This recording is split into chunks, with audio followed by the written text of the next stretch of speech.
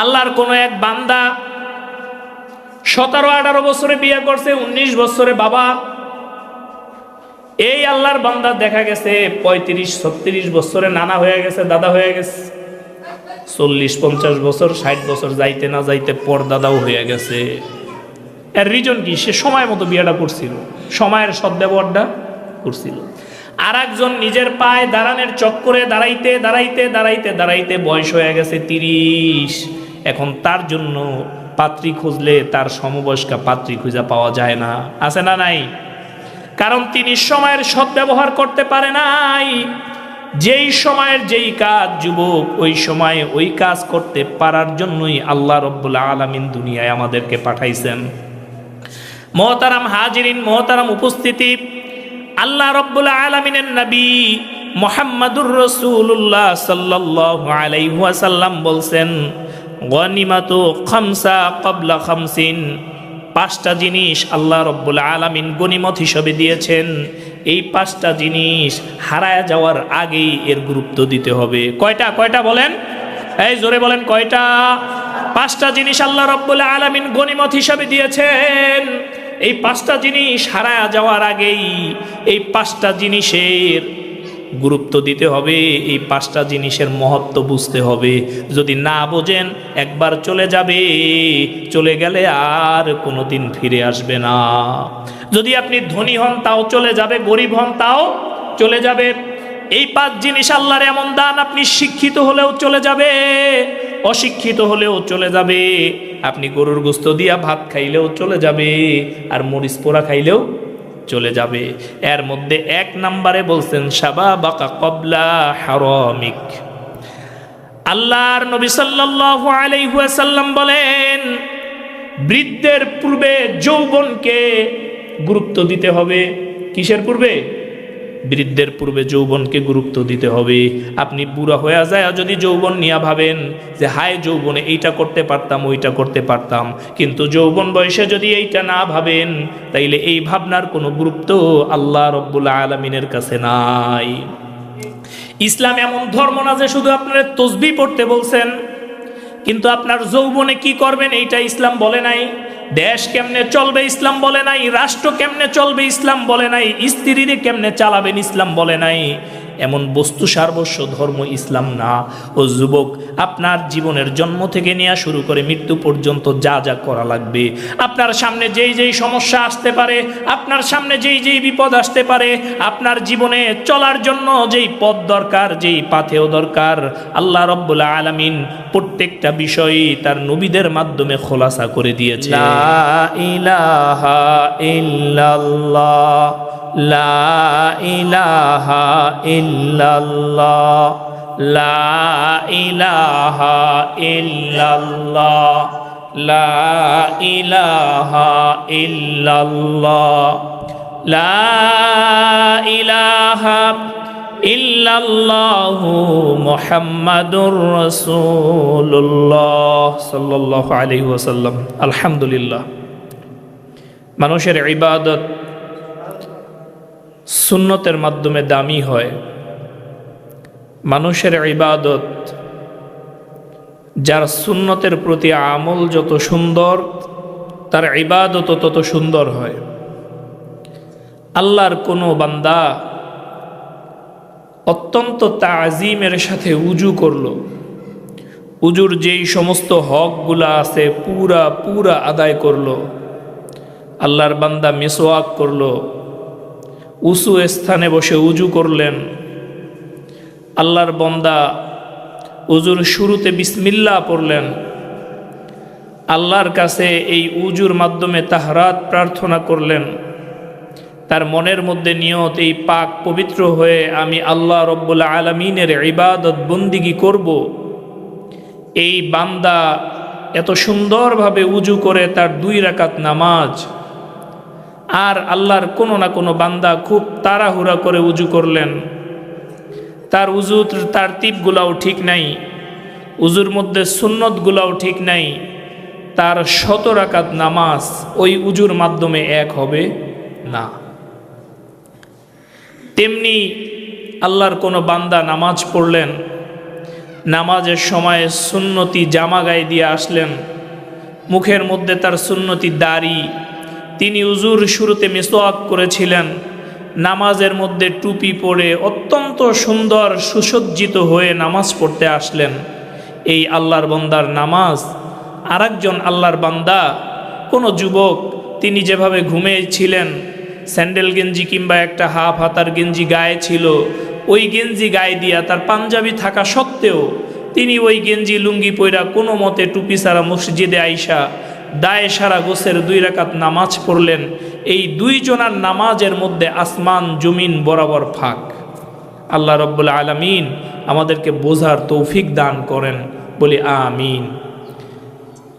একদিন খানার আয়োজনের মধ্যে প্রধান যে আইটেম, এটা যদিও গরুর গোস্ত হয়, তারপরও মানুষ এর সাথে একটু ভাজি করে, একটু চরচরি করে, একটু ডাল রান্না করে, খানার শেষে একটু দধি মিষ্টির আয়োজন করে, তাইলেই তো খাবারটা স্বয়ংসম্পূর্ণ হয়, ঠিক না? নাইলে গরুর গোস্তের দাম অনেক বেশি, 2 বাটি গরুর গোস্ত সামনে যদি দিয়া দেয় তো মানুষ বলবে না, খাবারটাও তো ভালো হয় নাই, আর কোনো আইটেম নাই।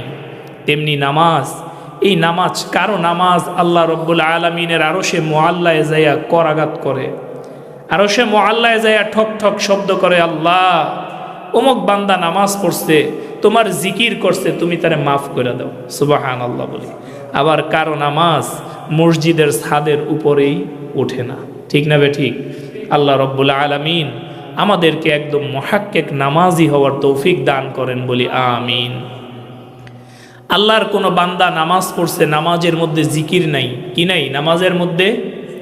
আচ্ছা বলেন, নামাজের শুরু থেকে শেষ পর্যন্ত নিয়ে পুরা ইবাদতটাই আল্লাহ রব্বুল আলামিনের জিকির, ঠিক কিনা? শুরু থেকে শেষ পর্যন্ত পুরা ইবাদতটার মধ্যেই আল্লাহু আকবার বলে নামাজ শুরু করি, আল্লাহর জিকির। সুবহানাকাল্লাহুম্মা ওয়া বিহামদিকা, এটাও আল্লাহর জিকির। আলহামদুলিল্লাহি রাব্বিল আলামিন, আল্লাহর জিকির। আর রহমানির রহিম, আল্লাহর জিকির। মালিক ইয়াউমিদ্দিন, আল্লাহর জিকির। কুল হুয়াল্লাহু আহাদ, আল্লাহর জিকির। আল্লাহুস সামাদ, আল্লাহর জিকির। সুবহান রাব্বিয়াল আযীম, আল্লাহ তুমি মহান রব, তুমি মহাপবিত্র রব। সুবহান রাব্বিয়াল আ'লা, আল্লাহ তোমার চেয়ে আলা, তোমার চেয়ে পবিত্র, তোমার চেয়ে বড় আর কোনো রব নাই। আত্তাহিয়াতু লিল্লাহি ওয়াস সালাওয়াতু ওয়াত তাইয়্যিবাত, আমার শারীরিক ইবাদত, আমার আর্থিক ইবাদত, আমার দৈহিক ইবাদত, সব কিছু আল্লাহ তোমার জন্য। এগুলো কি আল্লাহর জিকিরের বাইরে? কোনোটা কি আল্লাহর জিকিরের বাইরে? সব কিছুই কি আল্লাহর জিকির। এখন জিকির 2 ধরনের হয়। একটা জিকির যেইটা আসে মানুষের দিল থেকে। কোথা থেকে বলেন? মানুষের দিল থেকে। ওই জিকিরের মধ্যে আল্লাহর স্মরণ ভরপুর থাকে। আর একটা জিকির, ছোটবেলায় টিচাররে ফাঁকি দেওয়ার জন্য সারা রাত পড়ছে, ছোট গরুকে বাছুর বলে, ছোট গরুকে বাছুর বলে, সকালে ওইটা বাছুর কারে বলে এটা আর চিনে না। এইটা হচ্ছে এক ধরনের জিকির। এই 2 ধরনের জিকিরের মধ্যে আসমান জমিন পার্থক্য। একটা জিকির আল্লাহর স্মরণ সহ, আর একটা জিকির আল্লাহর স্মরণ ছাড়া। একটা জিকির সুন্নত সহ, আর একটা জিকির সুন্নত ছাড়া। আমরা দেখতে পাই এখন জিকির দিয়া ডিজে গান বানানো হচ্ছে, ঠিক না বে ঠিক? নাউজুবিল্লাহ বলি জোরে। জিকিরের মাধ্যমে ডিজে গান বানানো হচ্ছে। কেউ জিকিরটারে রং ঢঙের একটা মঞ্চ বানায় নিছে, কেউ ঢোলের তালে তালে জিকির করে, কেউ কাঠ বাজায়া জিকির করে, কেউ লাফায়া লাফায়া জিকির করে, কেউ ঝাপায়া ঝাপায়া জিকির করে। কিন্তু যেই জিকিরের মধ্যে আল্লাহ রব্বুল আলামিনের খেয়াল নাই, আল্লাহর নবীর সুন্নত নাই, এই জিকির তো জিকির হতে পারে না, ঠিক না বে ঠিক? আচ্ছা বলেন, আল্লাহর নবীর চেয়ে ভালো জিকির করনেওয়ালা এই দুনিয়ায় সামনে যত দিন আছে, পিছনও যত দিন গেছে, এর মধ্যে আর আসার সম্ভাবনা আছে? আসার সম্ভাবনা আছে? নাই। আল্লাহর নবীর সাহাবা একরাম আজমাইন, তাদের চেয়ে সুন্দর জিকির করনেওয়ালা আর কোনো মানুষ এই আল্লাহর দুনিয়ায় আসবে? বলেন আসবে? আসবে না। এই দুনিয়া যতদিন কিয়ামত পর্যন্ত চলতে থাকবে, আল্লাহর নবীর মতো, আল্লাহর নবীর সাহাবীদের মতো এত সুন্দর আমল করনেওয়ালা আর কেউ আসবে? আল্লাহর নবী সাল্লাল্লাহু আলাইহি ওয়াসাল্লাম বলেন, তোমরা যদি উহুদ পাহাড় পরিমাণ স্বর্ণ দান করো, আমার সাহাবা একরামের আশেপাশেও আসতে পারবা না। সুবহানাল্লাহি বিহামদি। এই জন্য মেরে দোস্ত বুজুর্গ, মেরে ভাইও, আমাদের নামাজ হওয়া উচিত সুন্নত মোতাবেক। আমরা মসজিদে আসব, প্রত্যেকটা জায়গার একটা ড্রেস কোড আছে। আমার সন্তান স্কুলে যায়, একটা কিন্ডারগার্টেন স্কুল, সাধারণ যে স্কুলের সরকার কর্তৃক স্বীকৃতিও নাই, যে স্কুলের সরকার বেতনও দেয় না, ওখানেরও একটা ড্রেস কোড আছে, ঠিক না বে ঠিক? ওই স্কুলে আমার সন্তানদের টাই পরাইয়া পাঠাইতে হয়, সাদা শার্ট পরাইতে হয়, কালা হাফ প্যান্ট পরাইতে হয়, সাদা কেটস পরাইতে হয়। সাদা কেটসের জায়গায় কালো কেটস হইলে আর স্কুলে ঢুকতে পারে না। মহতারাম উপস্থিতি, তেমনি আল্লাহর নবীর সুন্নতের রঙে রঙিন হয়ে ইবাদত করা আর আল্লাহর নবীর সুন্নতবিহীন ইবাদত করার মধ্যে আসমান জমিন পার্থক্য। এই জন্য আল্লাহ রব্বুল আলামিন আমাদেরকে তার সুন্নতের উপরে আমল করার তৌফিক দান করেন বলি আমিন। জিকির সহ ইবাদত করা, জিকির বিহীন ইবাদত করার মধ্যে আসমান জমিন ফারাক। আল্লাহ রব্বুল আলামিন প্রত্যেকটা আমলের মধ্যে আল্লাহর স্মরণ অনেক বেশি বেশি করার তৌফিক দান করেন বলি আমিন। মহতারাম উপস্থিতি, আজকে যুবকদের নিয়ে অল্প কিছু কথা বলবো, যদিও সময় হাতে খুবই সংক্ষিপ্ত। আল্লাহ রব্বুল আলামিন মানুষকে যেই আমানতগুলা দিয়েছেন, এই আমানতগুলার মধ্যে সবচেয়ে উত্তম একটা আমানত হচ্ছে যৌবন। বলি কি? যৌবন। সবচেয়ে উত্তম আমানত কি? যৌবন।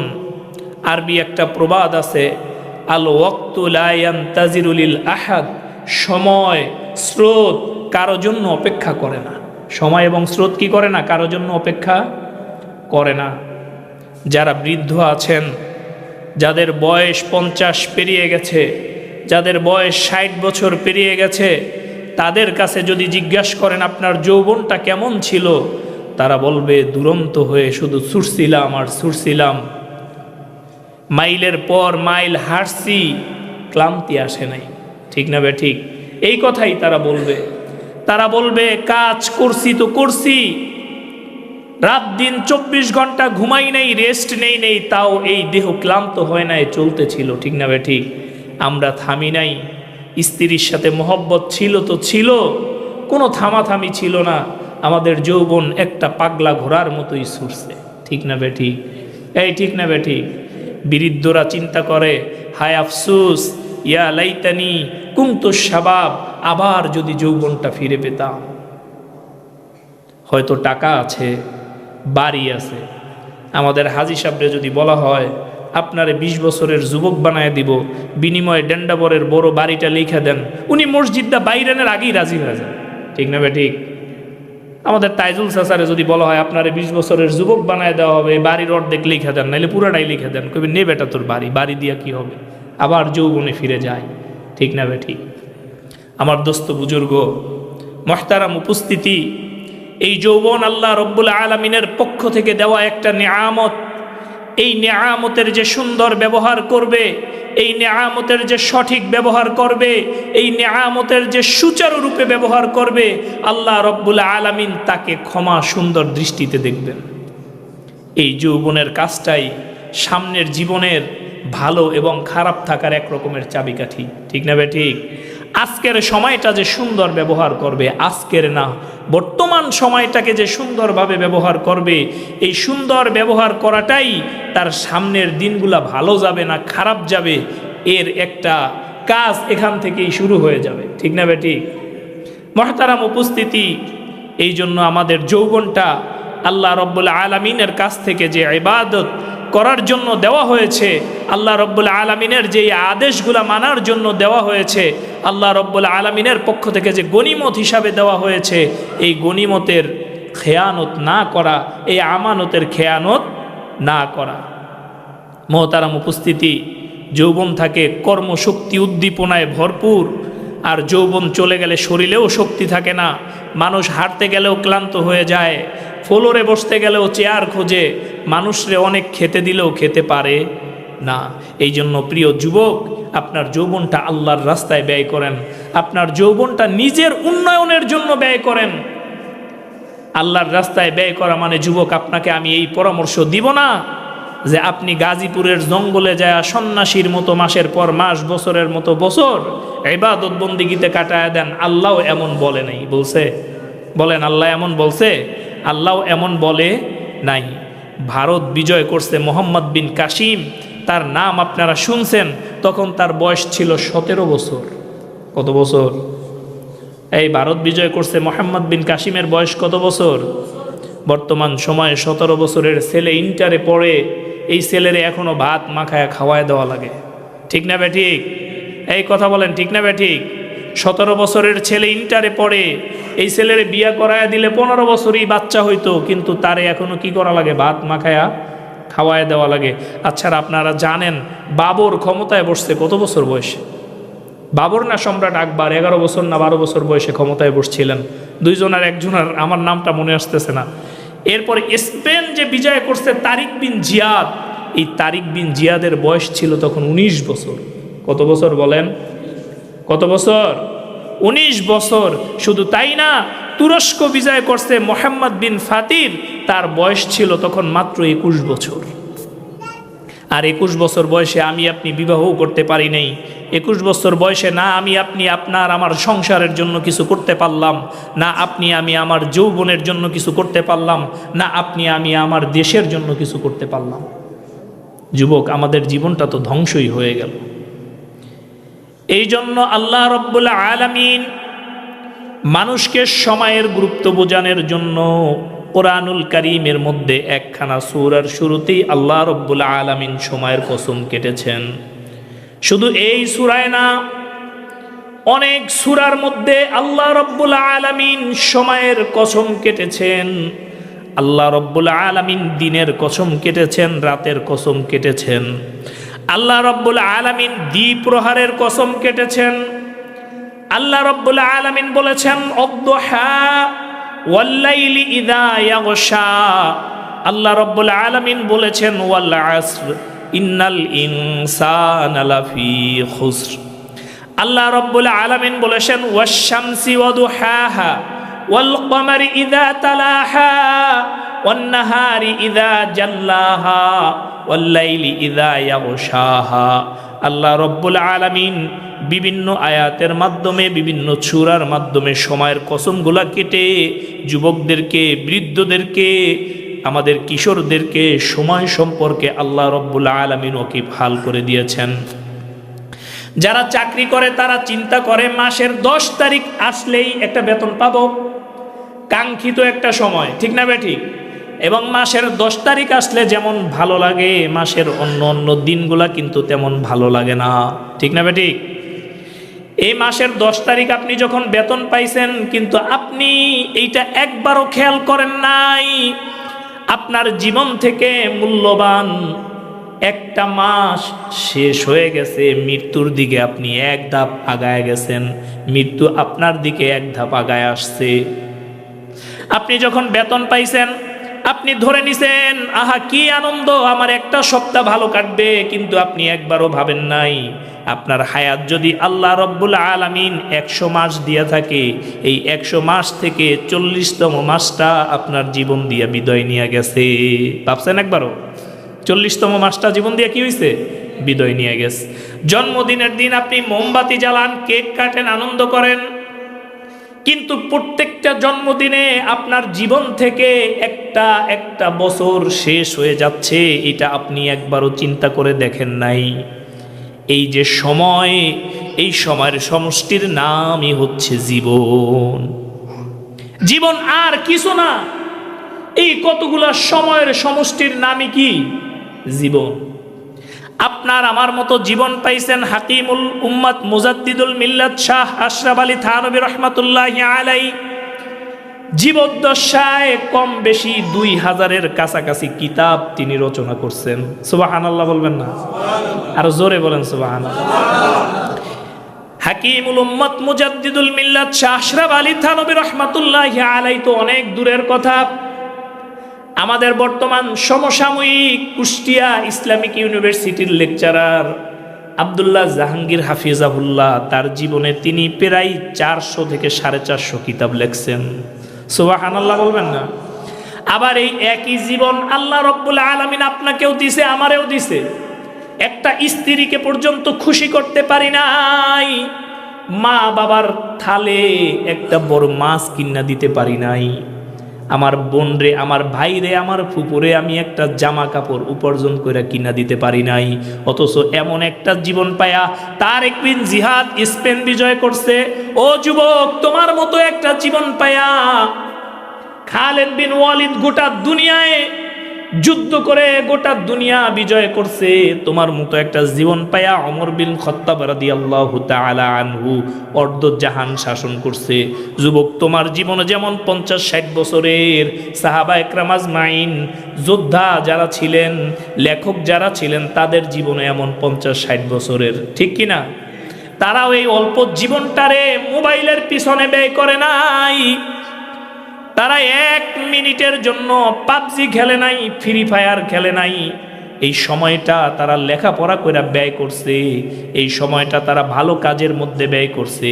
এই সময়টা ভালো কাজের মধ্যে ব্যয় করার কারণে আজকে প্রত্যেকটা মানুষ আমাদের সমাজে সমাদৃত হয়ে আছে, ঠিক না বেঠিক? বর্তমান সময়ে যারা রাজনৈতিক লিডার যায়, দেখেন ডক্টর ইউনূস, তার গোটা জিন্দেগি খুঁজলে দেখবেন তিনি সময়ের সদ্ব্যবহার করছেন, সময়ের অসৎ ব্যবহার তিনি করেন নাই। অল্প বয়সী গ্রামীণ ব্যাংকের মতো একটা প্রতিষ্ঠান তিনি দাঁড় করায় ফেলছেন, ঠিক না বেঠিক? এইটার হালাল হারামের মাসালায় আমি যাচ্ছি না, আমি শুধু সময়ের গুরুত্বটা আপনাকে বোঝানোর চেষ্টা করতেছি। আল্লাহর কোন এক বান্দা 17-18 বছরে বিয়ে করছে, 19 বছরে বাবা। এই আল্লাহর বান্দা দেখা গেছে 35-36 বছরে নানা হয়ে গেছে, দাদা হয়ে গেছে। 40-50 বছর, 60 বছর যাইতে না যাইতে পর দাদাও হয়ে গেছে। এর রিজন কি? সে সময় মতো বিয়েটা করছিল, সময়ের সদ্ব্যবহারটা করছিল। আর একজন নিজের পায়ে দাঁড়ানোর চক্করে দাঁড়াইতে দাঁড়াইতে দাঁড়াইতে দাঁড়াইতে বয়স হয়ে গেছে 30। এখন তার জন্য পাত্রী খুঁজলে তার সমবয়স্কা পাত্রী খুঁজে পাওয়া যায় না, আছে না নাই? কারণ তিনি সময়ের সদ্ব্যবহার করতে পারে নাই। যেই সময়ের যেই কাজ যুবক, ওই সময়ে ওই কাজ করতে পারার জন্যই আল্লাহ রাব্বুল আলামিন দুনিয়ায় আমাদেরকে পাঠাইছেন। মুহতারাম হাজিরিন, মুহতারাম উপস্থিতি, আল্লাহ রাব্বুল আলামিনের নবী মুহাম্মাদুর রাসূলুল্লাহ সাল্লাল্লাহু আলাইহি ওয়াসাল্লাম বলছেন, গনিমাতু খামসা ক্বাবলা খামসিন। 5টা জিনিস আল্লাহ রাব্বুল আলামিন গনিমত হিসেবে দিয়েছেন। এই 5টা জিনিস হারায় যাওয়ার আগেই এর গুরুত্ব দিতে হবে। কয়টা? কয়টা বলেন? এই জোরে বলেন, কয়টা? 5টা জিনিস আল্লাহ রাব্বুল আলামিন গনিমত হিসেবে দিয়েছেন। এই 5টা জিনিস হারায় যাওয়ার আগেই এই 5টা জিনিসের গুরুত্ব দিতে হবে, এই 5টা জিনিসের মহত্ব বুঝতে হবে। যদি না বোঝেন, একবার চলে যাবে, চলে গেলে আর কোনোদিন ফিরে আসবে না। যদি আপনি ধনী হন তাও চলে যাবে, গরিব হন তাও চলে যাবে। এই 5 জিনিস আল্লাহর এমন দান, আপনি শিক্ষিত হলেও চলে যাবে, অশিক্ষিত হলেও চলে যাবে। আপনি গরুর গোশত দিয়া ভাত খাইলেও চলে যাবে, আর মরিচ পোড়া খাইলেও চলে যাবে। এর মধ্যে 1 নম্বরে বলছেন শাবাবাকা ক্বাবলা হারামিক। আল্লাহর নবী সাল্লাল্লাহু আলাইহি ওয়াসাল্লাম বলেন, বৃদ্ধের পূর্বে যৌবনকে গুরুত্ব দিতে হবে। কিসের পূর্বে? বৃদ্ধের পূর্বে যৌবনকে গুরুত্ব দিতে হবে। আপনি বুড়া হয়ে যায় যদি যৌবন নিয়ে ভাবেন যে হায় যৌবনে এইটা করতে পারতাম, ওইটা করতে পারতাম, কিন্তু যৌবন বয়সে যদি এইটা না ভাবেন, তাইলে এই ভাবনার কোনো গুরুত্ব আল্লাহ রাব্বুল আলামিনের কাছে নাই। ইসলাম এমন ধর্ম না যে শুধু আপনার তসবিহ পড়তে বলছেন, কিন্তু আপনার যৌবনে কি করবেন এইটা ইসলাম বলে নাই। দেশ কেমনে চলবে ইসলাম বলে নাই, রাষ্ট্র কেমনে চলবে ইসলাম বলে নাই, স্ত্রীরে কেমনে চালাবেন ইসলাম বলে নাই। এমন বস্তু সার্বস্ব ধর্ম ইসলাম না। ও যুবক, আপনার জীবনের জন্ম থেকে নিয়ে শুরু করে মৃত্যু পর্যন্ত যা যা করা লাগবে, আপনার সামনে যেই যেই সমস্যা আসতে পারে, আপনার সামনে যেই যেই বিপদ আসতে পারে, আপনার জীবনে চলার জন্য যেই পথ দরকার, যেই পাথেও দরকার, আল্লাহ রাব্বুল আলামিন প্রত্যেকটা বিষয়ই তার নবীদের মাধ্যমে খোলাসা করে দিয়েছেন। সুবহানাল্লাহ বলেন। এই জন্য আল্লাহর নবী 1 নাম্বার বলছেন, বৃদ্ধের পূর্বেই যৌবনকে হেফাজত করা, যৌবনকে গনিমত মনে করা, এই যৌবনকে হেলায় ফেলায় নষ্ট না করা। আজকে সকালবেলা আমি কোহিনুর গেট ছিলাম, কোহিনুর গেট থেকে দোকান পর্যন্ত আসতে 3টা রিক্সা পাল্টাইছে। নবীনগর দা পল্লী বিদ্যুৎ দিয়ে আবার দোকানে। তা আজকের ঘটনা শোনেন, কোহিনুর গেট দিয়ে যখন রিক্সায় উঠছি, আমার পিছনে কয়েকজন যুবক বসা, 5-6 জন, বড় রিক্সা। তা যুবকরা তাদের খুব উচ্ছ্বাস নিয়ে গল্প করতেছে, সিগারেট খাইতেছে। তাদের গল্পের মূল বিষয়বস্তু হলো এই, তারা বলতেছে তারা এলেঙ্গা গেছে, কেউ এলেঙ্গা দিয়া 1.5 ঘন্টার মধ্যে মোটরসাইকেল চালায় কুয়াশার মধ্যে নবীনগর আসছে। এমন গল্প করতে করতে এক পর্যায়ে মদ খাওয়ার গল্প শুরু করছে। তারা ভোর রাত 4টার সময় কে জানি মদ নিয়ে আসছে। কথাগুলো আমার কানের মধ্যে বাজতে ছিল আর দিলের মধ্যে আঘাত লাগতে ছিল। যদিও রাস্তাটা শর্ট, আমি তাদেরকে দাওয়াত দেওয়ার কোনো সুযোগ পাই নাই। রাত 4টায় মদ নিয়ে আসছে, মদ খাইছে, গাড়ি চালাইছে, মজা পাইছে। নাউজুবিল্লাহ বলেন। এক আল্লাহর বান্দা রাত 4টায় উঠা মদ খাইছে, আর এক আল্লাহর বান্দা রাত 4টায় উঠা উজু করছে। উজু করে তার রব মালিকের দরবারে 2 হাত তুলে দিয়েছে। 2 হাত তুলে দিয়া বলছে, মালিক, ও আমার আল্লাহ, রব্বানা আতিনা ফিদ দুনিয়া হাসানা, আল্লাহ আপনি এই দুনিয়ায় আমারে হাসানা দেন, আল্লাহ আপনি আমারে আখিরাতেও হাসানা দেন। আল্লাহ রব্বুল আলামিন এই 2 যুবকের মধ্যে কারে বেশি মোহাব্বত করবে বলেন? কারে? যে মদ খাইছে রাত 4টায় তারে, না যে উজু করে আল্লাহর কাছে হাত তুলছে তারে? ওমিনাল লাইলি ফাতাহাজ্জাত বিহি নাফিলাতাল লাক আসা আইয়াবআসাকা রাব্বুকা মাকামান মাহমুদা। এটা অন্য এক আলোচনা। আল্লাহ তার নবীরে মাকামে মাহমুদে পৌঁছায় দিছেন, কিন্তু আল্লাহর নবী রাতের বেলায় নামাজ পড়তে পড়তে তার পা 2টা ফুলে যেত। ঠিক না বেঠিক? মহতারাম উপস্থিতি, ওখান দিয়ে ওদের কথা শুনে আসলাম। পল্লী বিদ্যুৎ দিয়ে এক রিক্সায় উঠছি, উনিও যুবক। আমারে বলতেছে, হুজুর একটু কথা বলবো, কিছু মনে করবেন না? আমি কই, না কিছু মনে করব না, আপনার আলোচনা মাঝে মধ্যে শুনি। আমি বললাম, কই শুনছেন? আপনি কি আমার মসজিদের মুসল্লি? না হুজুর, এই মাঠে শুনছি, ওই মাঠে শুনছি। হুজুর, আমার সন্তান আর 15-20 দিনের মধ্যে হাফেজ হয়ে যাবে, দোয়া করবেন। আল্লাহু আকবার বলেন। মানে আমারে জিজ্ঞাসা করতেছে, হুজুর তারে হাফেজ হইলে কই ভর্তি করামো? আমি পরে আল্লাহর বান্দারে বললাম, আগে সে ভালো করে কোরআনুল কারীম শুনাক, আরো 1টা বছর পড়ুক, সে ইয়াদ করুক, তারপরে আপনি তারে ভালো একটা মাদ্রাসা দেখা ভর্তি করায় দিয়েন। দেখেন, 2 জনই যুবক, 2 জনই দুনিয়ায়, 2 জনই রিক্সায় আসিল, কিন্তু 2 জনের চিন্তা ভাবনা কথাবার্তার মধ্যে আসমান আর জমিন ফারাক। ঠিক না বেটি? আমাদের আপনারা চিনবেন আরিফ বিন হাবিব হাফেজাহুল্লাহ, এখনো মোবাইল চালায় না, তার মোবাইলটা আরেকজনে রিসিভ করে। তার ছাত্র জীবনটা তিনি এমন পড়াশোনার মধ্যে কাটাইছেন, আজকে 10 মিনিট কথা বললে 15টা হাদিস বলে। আমার পেটের মধ্যে পাড়া দিলে 100 হাদিস বের হবে না।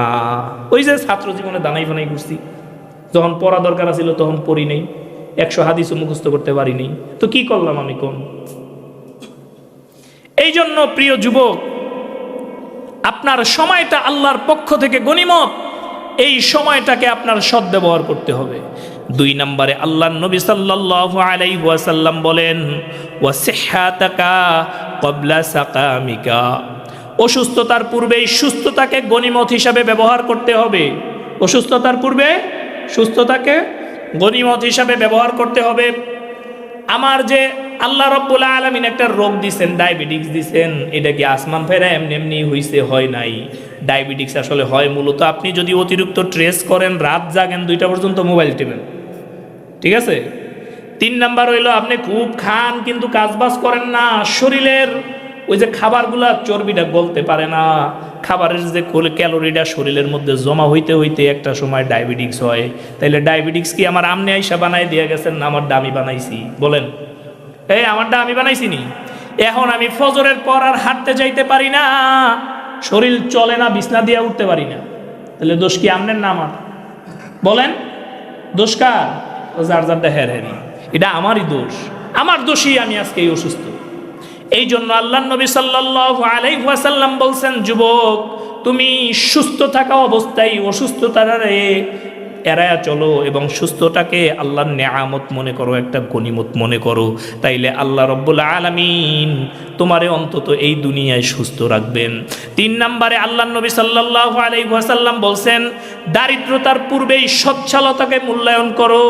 এই এলাকার মধ্যে এমন অনেক বড় লোক খুঁজলে পাবেন, আজকে থেকে 5-7 বছর আগে তার ডাক পাটে রাস্তা দিয়ে চলা যাইত না, তার সেন্টের ঘেরানে তার পাশে বসা যাইতো না। আজকে যা দেখেন তার ঘরে চাউল নাই, আজকে সে এর কাছে ওর কাছে হাত পাইতে চলা লাগে, এমন আছে না নাই? আছে না নাই? আমার এমন একজন কাকা আছে যার গাড়ির দাম আছিল 80 লাখ। কত লাখ? 80 লাখ। এর বাচ্চারা যে গাড়িতে চলতো এটার দামও আছিল 20 লাখ। উনি বাসায় একটা বেসিন লাগাইছে, বেসিন ওই যেটা হাত মুখ ধোয়, একটা বেসিন লাগাইতে ওনার ওই আরো 20 বছর আগে খরচ হয়েছে 60,000 টাকা। কত টাকা? 60,000 টাকা। ঘরের এক একটা দরজা লাগাইছে পাল্লা, তার ফ্ল্যাটের এক একটা পাল্লা কিনছে 1,30,000 টাকা দিয়া। ওই সময় 1,30,000 টাকায় গ্রামে একটা ঘর হয়ে যায়। আমাদের এলাকার এই যে মাসুম ভাই উনি চিনতে পারে, উনি উপজেলা নির্বাচনও করছে। আজকে তার এমন পরিস্থিতি, এই লোকের এখন যাকাত খাওয়া ওয়াজিব। আল্লাহ রাব্বুল আলামিন এমন বিপদ আপদ থেকে আমাদেরকে হেফাজত করেন। জোরে বলেন আমিন, আরো জোরে বলেন আমিন। এই জন্য আল্লাহর নবী বলছেন, দরিদ্রতার পূর্বেই সচ্ছলতাকে নেয়ামত মনে করা। আল্লাহ রাব্বুল আলামিন টাকা পয়সা দিছেন, এর মানে এই না এই টাকা আপনি যত্রতত্র খরচ করবেন, যেখানে সেখানে ব্যয় করবেন। টাকার গরমে আপনি মানুষরে মানুষ মনে করবেন না, মানুষরে পশু মনে করবেন। আল্লাহ রাব্বুল আলামিন এই টাকা দিছে আজকে, কিন্তু ছিনায়া নিতে সময় লাগবে না। নদীর এপার ভাঙ্গে ওপার গড়ে, এই তো নদীর খেলা। সকালবেলার ধনী রে তুই, গরিব সন্ধ্যাবেলা। ঠিক না ঠিক? নদীর এক পার ভাঙে এক পার গড়ে, এটাই নদীর খেলা। সকালবেলার ধনী রে তুই, ফকির সন্ধ্যাবেলা। হলমার্ক গ্রুপের মালিক দেখেন জেলখানার মধ্যে মারা গেল, 1200-1300 কোটি টাকা বেডারে যে ঋণ দিছে, বেডার আসিল বিদায় তো দিছে। ঠিক না ঠিক? ওই বেডার তো 100-200 কোটি টাকার সম্পদ ছিল, নাইলে কি দিছে? বলেন, নাইলে কিন্তু দেয় নাই। অথচ দেখেন মুহূর্তের মধ্যেই সব শেষ। আমাদের সালমান এফ রহমান, সম্পদ মানুষের কত লাগে, কত কত হাজার হাজার কোটি টাকা যার ইনকাম, বেক্সিমকোর মতো প্রতিষ্ঠিত ঔষধ কোম্পানি যার, ইয়ালোর মতো ব্র্যান্ড যার, বেক্সিমকো, লক্ষ লক্ষ মানুষ কাজ করছে যার আন্ডারে, আজকে জেলখানায় বসে রুটি খাইতেছে। তাহলে কি এই হারাম সম্পদে আরাম আছে না নাই? বলেন, আরাম আছে না নাই? আরে দেখেন কত নেতারা শত শত কোটি টাকা কামাইছে, দেশে আইতে পারতেছে না। মায় মইরা যায়, জানা যাইতে পারে না। এর চেয়ে কষ্ট আছে আর কিছু আছে দুনিয়ায়? বলেন, নিজের স্ত্রীর সাথে দেখা করতে পারে না, নিজের ঔরসজাত সন্তানের সাথে দেখা সাক্ষাৎ হইতেছে না। হজ করে নেওয়া। কারণ আপনি কয়েকটা জিনিস হারাইবেন। বুড়াকালে অনেক টাকা আছে, আপনি গেলেন হজে, এই যে কাকায় উমরার সফর করে আসছে, উমরার সফর বেশি কষ্টের না, কিন্তু তারপরও কষ্ট আছে না নাই? কষ্ট আছে না নাই?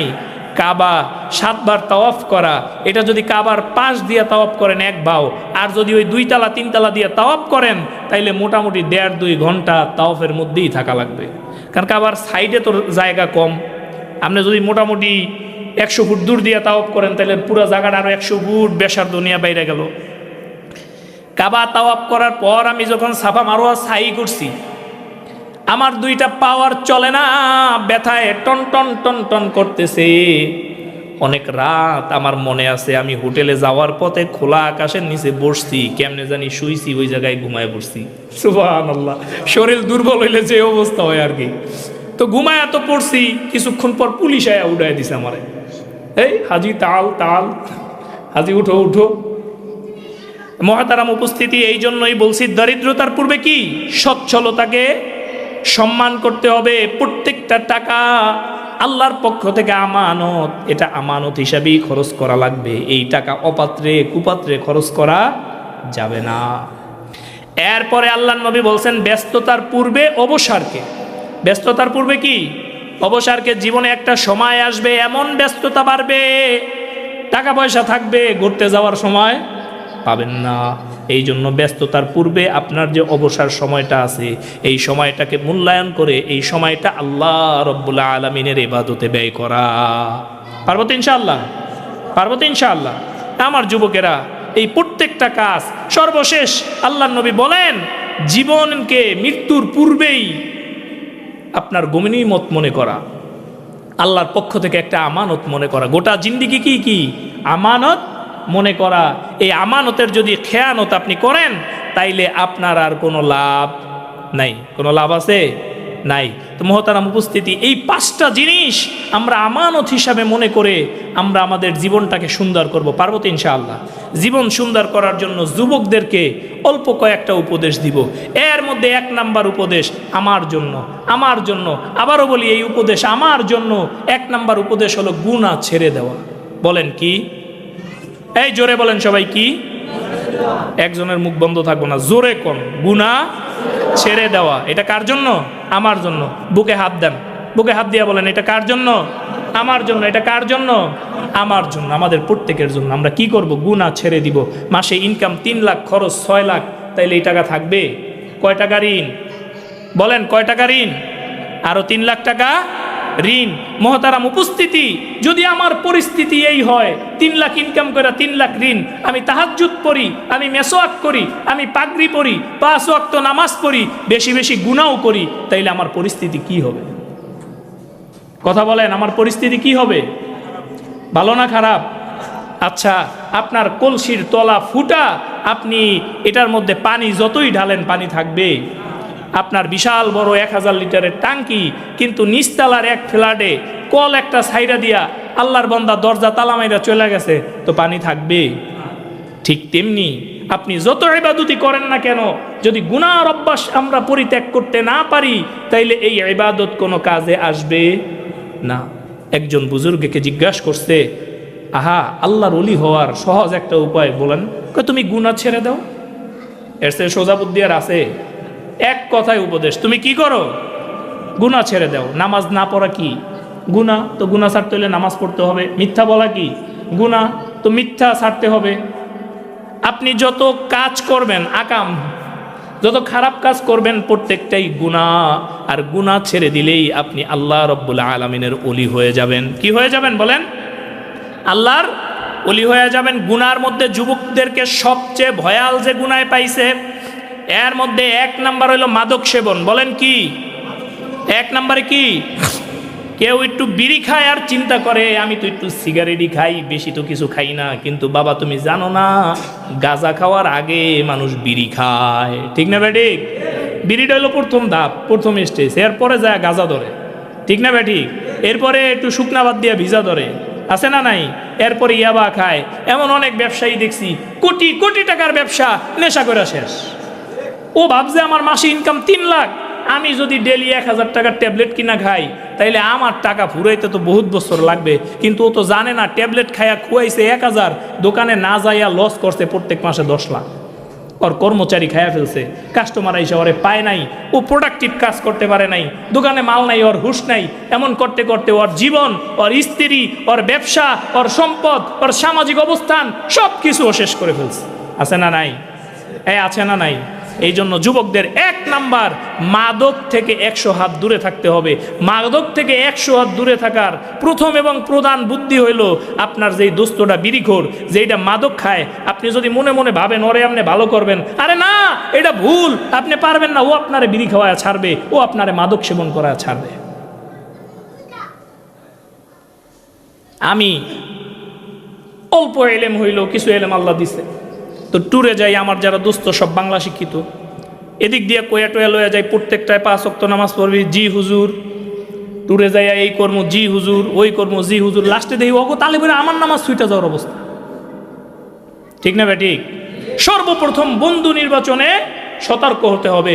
যেই বন্ধু আপনারে বিড়ি অফার করে, আপনারে মদ অফার করে, আপনার ইয়াবা অফার করে, এর মতো শত্রু আল্লাহর জমিনে আপনার জন্য আর কেউ নাই। যুবক, আপনি যদি তারে বন্ধু মনে করেন, তাইলে আপনার মতো গাধা, আপনার মতো আহাম্মক আর কেউ নাই। আপনার দোস্ত তো আপনার 1 টান 2 টান খাওয়াই শিখাইয়া দিবে, পরে আপনার জীবন নিয়েই টানাটানি, ওই টানের পিছে যায়। ঠিক না বেঠিক? তাইলে যুবক, 1 নাম্বার কি করতে হবে? মাদক ছাড়তে হবে। কি ছাড়তে হবে? মাদক ছাড়তে হবে। 2 নাম্বার, বিজাতীয় যে আগ্রাসন আছে, পশ্চিমা সংস্কৃতি আছে, এই সংস্কৃতির মধ্যে এখন এমন অনেক ভয়াবহ সংস্কৃতি আমাদের সমাজে ঢুকছে। নারীরা বিবাহ করে, ছেলেরা বিবাহ করে, বলেন নাউজুবিল্লাহ। কেবলমাত্র এই কারণে আল্লাহ রাব্বুল আলামিন লূত আলাইহিস সালাতু ওয়াস সালামের একটা জাতি ধ্বংস করে দিয়েছেন। দেখেন, লূত আলাইহিস সালামের জাতি ধ্বংস হয়েছে, ওই শহর আবার 2000 বছর পর আবিষ্কার হয়েছে। আল্লাহর কথার সাথে একটা কথাও অমিল নাই। আল্লাহু আকবার বলেন। ওই শহর যেমন ছিল তেমন আবার আবিষ্কৃত হয়েছে। মানুষ দেখছে যে ওই জাতি কেমনে ধ্বংস হয়ে গেছে। এই বিজাতীয় অগ্রাসন, বিজাতীয় সংস্কৃতি থেকে আমাদেরকে দূরে থাকতে হবে। 3 নাম্বার, উলঙ্গ, অর্ধুলঙ্গ, আডুকাডা, কোনাফাডা, গেঞ্জি সিরা, প্যাট সিরা এবং আমাদের মা বোনদের যেই সমস্ত পোশাক পরিচ্ছেদ ইসলামের সাথে যায় না, এই সমস্ত পোশাক পরিচ্ছেদ থেকে বিরত থাকতে হবে। পারবো তো ইনশাআল্লাহ? এই মহিলাদেরা যে কাপড় পরে, কাপড় শাড়ি, এইটাও মুসলমানের পোশাক না। কারণ শাড়ি পরলে পিঠ দেখা যায়, পেট দেখা যায়, এই সাইড দেখা যায়, ওই সাইড দেখা যায়, এই ঘাড় দেখা যায়, ঠিক না বেঠিক? এটাও মুসলমানদের পোশাক না। আপনার স্বামীর সামনে আপনি পরেন, কিন্তু আমাদের মা বোনদের অভ্যাস সবচেয়ে সিরা যে কাপড়টা, ওইটা স্বামীর সামনে পরুন। যার চোখে আপনার রানী হওয়ার কথা, তার চোখে আপনি হয়েছেন চাকরানী। আর যার চোখে আপনার পরারই কথা না, যে আপনার এক নজর দেখলে জাহান্নাম ওয়াজিব হয়ে যায়, তার চোখে আপনি রাজরানী হয়ে ঘুরতেছেন, ঠিক না বেঠিক? মেয়েরা স্বামীর সামনে সাজে না, স্বামী বাসায় আসলে সুগন্ধি ব্যবহার করে না, হাতে মেহেন্দি দেয় না, ওই যে চেরা কাপড়, ওই যে জাউলেন্না চুল, ওই যেমন না হেমনই, এমন যেমন তেমন, এমন তো প্রত্যেক দিন দেখতে দেখতে পুরুষ মানুষের অনীহা চলে আসে। এর কারণেই সমাজে পরকীয়া বাড়ে না কমে? বাড়ে না কমে? আপনি আপনার সন্তানের চেয়েও বেশি প্রায়োরিটি দিবেন আপনার স্বামীকে। আপনি আপনার দুনিয়ার যত কাজ আছে, দুনিয়ার যত মানুষ আছে, সবচেয়ে বেশি প্রায়োরিটি, সবচেয়ে বেশি অধিকার দিবেন কারে? আপনার স্বামীরে।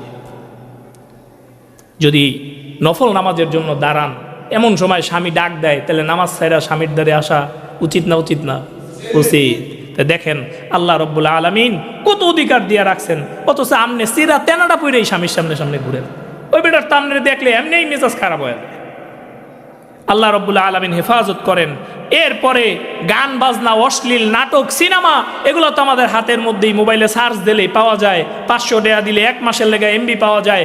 আলহামদুলিল্লাহ, এ থেকে তো বাইরানের কোনো কায়দা নাই। কি আলেম, কি জালেম, কি হুজুর, কি খেজুর, কি মদখোর, কি জুয়াখোর, সবাই মোবাইলের গুনার মধ্যে। টিভি আমার ঘরে ঢুকাইতে পারে নাই, কিন্তু কাবার ইমামের পকেটেও মোবাইল আছে। আছে না নাই? কথা কন, আছে না নাই? আব্দুর রহমান সুদাইস এর পকেটে মোবাইল আছে না নাই? আমার দ্বারে মোবাইল আছে না নাই? এমন এক গুনার যন্ত্র আমাদেরকে দিয়ে দিছে, চাইলে মসজিদে বসেও গুনাহ করা যাবে। আর মোবাইল তো মসজিদে নিয়ে আসতিস। আমি মাঝে মধ্যে এখানে বসে একটু ওই সূরা দেখা ধরি, মাঝে মধ্যে এর মধ্যে অ্যাড চলে আসে, হয়ে গেল কামসারা। আসলে এই মোবাইল আমাদেরকে ধ্বংসের শেষ প্রান্তে উপনীত করছে। যুবক, এই মোবাইল থেকে ফিরতে হবে। 5 নাম্বারে অশ্লীলতা, ফ্রি মিক্সিং, জেনা ব্যভিচার থেকে আমাদের চরিত্রকে হেফাজত করতে হবে। চরিত্রের হেফাজত না করতে পারলে আমূলি জিন্দিগি বনা সম্ভব না। আমূলি জিন্দিগি না বনতে পারলে গুনাহ ছাড়া সম্ভব না। গুনাহ না ছাড়তে পারলে জান্নাতে যাওয়ার কোনো সম্ভাবনা নাই। পারিবারিক তত্ত্বাবধান আমাদের বাড়াতে হবে। আমরা যারা নেতৃত্ব স্থানীয় আছি, পরিবারের নেতৃত্ব দেয় কে? বাবা। পরিবারের নেতৃত্ব দেয় বড় ভাই, পরিবারের নেতৃত্ব দেয় মা। আমাদের পারিবারিক বন্ধনকে বাড়াতে হবে। সন্তানদেরকে কোনোভাবেই ছন্ন ছাড়া হতে দেওয়া যাবে না। আমার সন্তান কার সাথে মিশে, কার কাছে যায়, সন্ধ্যার পরে ওর কাজটা কি, রাত 10টায় কেন বাসায় ফেরে, ওর কি কাজ, এই রাত 9টায় ও বাসা থেকে বের হয়ে গেল, কার জন্য গেল, কিসের জন্য গেল, কোন তার পিছে ঘুরে, কোন জায়গায় খিচুড়ি খেয়ে মারামারি করে, এই সমস্ত বিষয় আমাদেরকে সর্বোচ্চ সতর্কতার নজর রাখতে হবে। পারবো তো ইনশাআল্লাহ? আমার মেয়ে কোচিং ক্লাসে যায়, আমার সময়ের দিকে লক্ষ্য রাখা। তার কোচিং শেষ হবে 10টায়, 10:05-10 মধ্যে সে বাসায় আসবে। 10:15 বাজলেই ফোন দেওয়া, এই তুমি কোথায়, এখনো আসছো না কেন? কিংবা আপনি সাথে নিয়ে যাওয়া, সাথে নিয়ে আসা। তাইলে সমাজে এত বিপর্যয় ঘটতো না। এই সমস্ত কাজ করতে হবে। যুবকদের আরেকটা উপদেশ হচ্ছে, নিজের দিনের পরিচয় জানা, নিজের দিনের পরিচয় না জানলে আপনি দিন মানতে পারবেন না। ইসলামের সৌন্দর্য না জানলে ইসলাম কি জিনিস আপনি বুঝবেন না। তখন আপনারে যে যা বলবে আপনি ওই দিকেই ডাইভার্ট হয়ে যাবেন, কারণ আপনি আপনার ইসলাম জানেন না। যুবকের জন্য ইসলাম জানা খুবই দরকার, এই জন্য পড়াশোনা করা দরকার, আহলুল্লাহর সোহবাতে আসা দরকার, মসজিদে বেশি বেশি আসা দরকার।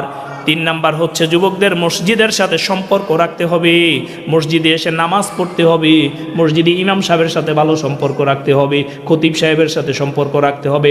বিবাহের আগে যুবক তুমি আসো, বিবাহের মাসালাগুলো জেনে নাও।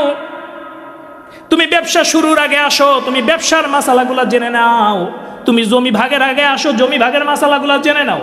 প্রত্যেকটা জিনিস যাই না তারপরে মানা লাগবে। এই জন্যই আল্লাহর নবী বলছেন এবং আল্লাহ বলছেন যে জানে আর যে জানে না তারা কোনোদিন সমান না। বুঝে আসছে তো এই কথা? এরপরে পড়ালেখায় যুবকদের অগ্রগামী হতে হবে। কোন কাজে বলেন? পড়ালেখায়। যারা ছাত্র আছো তোমরা ভাবতেছো যে কোনো রকম বগিযোগী দিয়া পরীক্ষা একটা A+ পাইলেই হইব, তোমার মতো A+ পাওয়া ঘাস কাটে এমন আল্লাহর কুতুবের এই দেশে অভাব নাই। তোমার মতো তোমার চাই ভালো রেজাল্ট করছে ওহন, হ্যাঁ হোটেলের বাসন দোয় এই ইউরোপে যায়া অন্য দেশে যায়া তোমার এই A+ এখন তোমার মনে হইতেছে বাবারে আমি কি হুনুরে। উত্তরবঙ্গে বলে না মুই কি হুনুরে, কিন্তু তুমি একটা সময় যায়া দেখবা তোমার এই A+ শুভঙ্করের ফাঁকি কোনো দামে আসবে না। মোহতারাম উপস্থিতি, 5 নাম্বার আত্মীয়তার সম্পর্ক রক্ষা করা। আল্লাহর নবী বলছেন যে আত্মীয়তার সম্পর্ক রক্ষা করে না তার ইবাদত কাটা যায়। বলেন নাউজুবিল্লাহ। আরো হাদিস আছে যে আত্মীয়তার সম্পর্ক রক্ষা করে না আসমান আর জমিনের মাঝামাঝি তার ইবাদতগুলো ঝুলন্ত থাকে, এবং আত্মীয়তার সম্পর্ক ঠিক করলে আসমানে যায়। ফুফুর সাথে, মামার সাথে, খালার সাথে, রক্তের যত আত্মীয় আছে, চাচার সাথে, প্রত্যেকের সাথে আমাদের সুসম্পর্ক বজায় রাখা, তাদের বাড়িতে বেড়াইতে যাওয়া, হাদিয়া তোফা দেওয়া, তাদেরকে বেড়াইতে আনা, এটা রক্ষা করতে হবে। পারবো তো ইনশাআল্লাহ? পারবো তো ইনশাআল্লাহ? ইনশাআল্লাহ। 6 নাম্বার সৎসঙ্গী গ্রহণ করা। এই টপিক্সটা আমি আগেই বলছি, সৎসঙ্গী কি করা? গ্রহণ করা। 7 নাম্বার বিশ্ব পরিস্থিতির দিকে নজর রাখা। এই দুনিয়ার কোথায় কি হচ্ছে, কোথায় যুদ্ধ হচ্ছে, মুসলমানদের উপর কোথায় আক্রমণ হচ্ছে, কোথায় কোন বিপদ আপদ হচ্ছে, এইগুলোর দিকে নজর রাখা, নাইলে আপনার মেন্টাল প্রোডাক্টিভিটি বাড়বে না। 8 নাম্বার শরীর চর্চায় মনোযোগ দেওয়া। এই যে আমার মতো অলস হয়ে না যাওয়া, ডায়াবেটিক্স না বাঁধেন না, শরীরটার দিকে খেয়াল রাখা, নিজের শরীরকে প্রায়োরিটি দেওয়া, নিজের শরীরের সুস্থতার দিকে নজর রাখা, শরীর চর্চা করা। পারবো তো ইনশাআল্লাহ? ইনশাআল্লাহ। একবারে জেহাদ জেহাদ জেহাদ চাই, হুজুর ডাকলে খবর নাই, কেন তো আলিশা ঘুম দিয়ে উঠতারে না, জেহাদে যাবো কেমনে? ওরে তো লড়ান দিলে উপরেই পরে মরা যাইব, শত্রুর তো ওরে আর হত্যা করার দরকার হবে না। মোহতারাম উপস্থিতি, 8 নাম্বার দাওয়াতি কাজ করা। প্রত্যেকের উচিত দাওয়াতি কাজগুলা করা। এই দাওয়াতি কাজগুলা ইসলামের অনেক উপকারে আসে, দাওয়াতের মাধ্যমে ইসলাম আমাদের কাছে পৌঁছাইছে। 10 নাম্বার সর্বশেষ কথা, প্রত্যেকটা যুবক জীবনটারে একটা রুটিন বানায় নেবেন এবং এই রুটিনের মাধ্যমে জীবনটারে পরিচালনা করবেন। আল্লাহ রব্বুল আলামিন তাইলি আপনারে আমারে দুনিয়া ও আখেরাতে রব্বানা আতিনা ফিদ দুনিয়া হাসানা, এই দুনিয়ায়ও আপনারে হাসানা দিবে, আখেরাতেও আল্লাহ কি দিবে? হাসানা দিবে। আল্লাহ আমাদেরকে কবুল ও মঞ্জুর করেন। ওমা তৌফিক ইল্লা বিল্লাহ।